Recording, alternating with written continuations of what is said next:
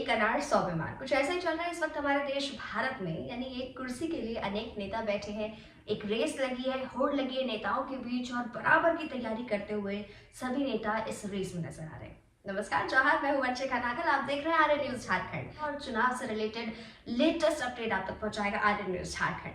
बने रहिए। चमरालिंडा जी भी वो भी इंडिपेंडेंट चुनाव लड़े, लेकिन हमारे तरफ कार्रवाई हुई और हमारा मेंबरशिप खत्म कर दिया और चमरालिंडा पर किसी भी तरह की कोई कार्रवाई नहीं हुई। ये आखिर क्यों ऐसा हुआ?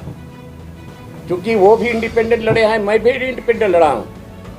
मेरे ऊपर दल बदल का कानून का ही लोग लागू किया और ये 10 शेड्यूल में आता भी नहीं है। ये आश्चर्य की बात है।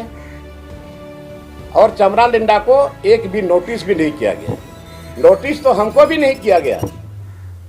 अगर बजाबता ठीक है, हमसे अगर कुछ गलती हुई है, पार्टी के अगेंस्ट में कुछ हमने काम किया है, तो पहले आप पार्टी की तरफ से हमको नोटिस भेजो और नोटिस का जवाब हम देते। और जवाब देने के बाद पार्टी के अंदर में सेंट्रल कमेटी में इसका डिसीजन होता, उसमें माननीय गुरुजी जो हमारे पार्टी के सुप्रीम में है उसका अनुमोदन होता, तब इसके बाद कुछ होता। लेकिन ये सब कुछ नहीं हुआ। और एक तरह से हम समझते हैं ये बिल्कुल दबाव में किया गया है, पार्टी के दबाव में किया गया है, स्पीकर को दबाव दिया गया है और आनंद फानन में हमारा मेंबरशिप इन लोगों ने खत्म कर दिया। दुख इस बात की है। तो भाई एक आदमी को फांसी दोगे, एक आदमी को एक जरा सा चुभन भी नहीं लगेगा, ये तो बहुत गलत बात है। और हम समझते थे कि आज तक जितने स्पीकर बने सबसे कमजोर इम्पार्शियली नहीं है। अगर इम्पार्शियली होता तो इस ऐसा कदम नहीं उठाता। चलिए उसको छोड़ दीजिए, कोई बात नहीं। लेकिन मेरा सवाल जो है, जो जनहित का मुद्दा हमने उठाया है, हमने क्वेश्चन दिया है, उसका क्या होगा?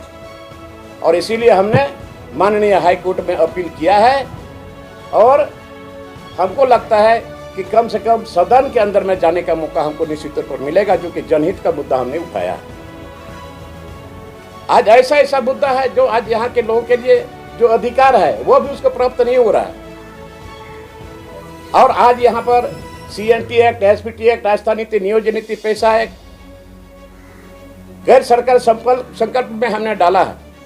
पहले बार माननीय मंत्री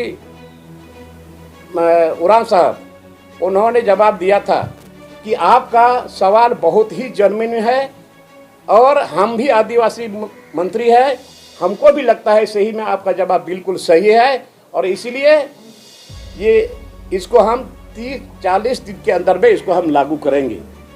प्रोसीडिंग में है अभी भी। मैं चैलेंज के साथ कहता हूं कि आज की पैसा एक्ट लागू नहीं हुआ, जिसके चलते आज यहाँ का लोगों का जमीन और लोगों का जो अपना गांव का जो अधिकार है, पंचायती गांव का जो अपना पारंपरिक व्यवस्था है, वो खत्म हो गया है। तो दुख इस बात की है कि लोगों को भगाया गया। और अभी महेशपुर में गायबथान गांव में आदिवासियों के जमीन पर उन लोगों ने झोपड़ी बनाया था, उसको उजाड़ दिया और इतना मार मारा, हाथ पाँव टूटा, वो हॉस्पिटल में एडमिट है। उसको भी देखने के लिए सरकार का कोई आदमी नहीं गया और ना वहां का जनप्रतिनिधि आपका स्टीफन मरंडी गया देखने के लिए। अरे वोट के टाइम में चिल्लाते हो, हम आपका आदमी है, हम आपका आदमी है, तीर धनुष हमारा है, लेकिन अभी कहाँ चला गया इतना आदिवासी को जमीन लुटा रहा है। तो वहाँ पे मुसलमान हावी हो रहे हैं और आदिवासी कमजोर हो रहा है। बिल्कुल हावी हुए, बिल्कुल हावी हुआ है। कौन उनको मदद करेगा? वहाँ का गरीब आदिवासी को जो उस जमीन का टेनेंट है, रिकॉर्डेड टेनेंट है, आज उसको कौन बचाएगा? उसका जमीन को कौन बचाएगा?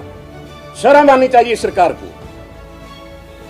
ये वोट बैंक बना रहा है, ये वोट बैंक बना रहा है कि यहाँ रोहिंग्या और घुसपैठी आ जाए, हमारा वोट बैंक बढ़े।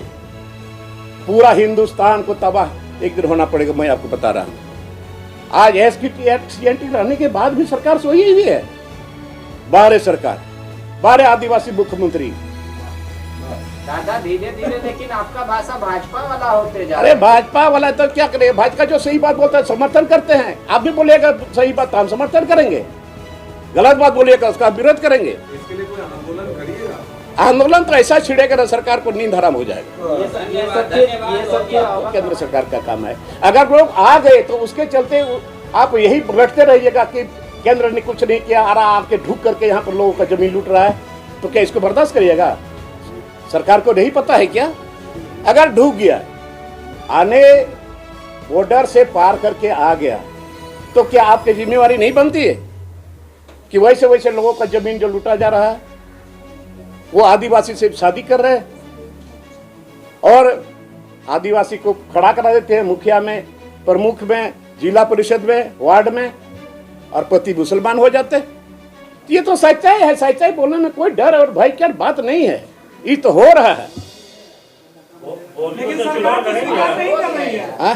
एक सरकार बोले कुछ भी नहीं हुआ है, घुसपैठ हुआ ही नहीं। तो वही तो है। जान करके भी, सुनने के बाद, जानने के बाद भी अगर आपको सही पता नहीं हो तो कौन सी का सरकार चला रहे हो?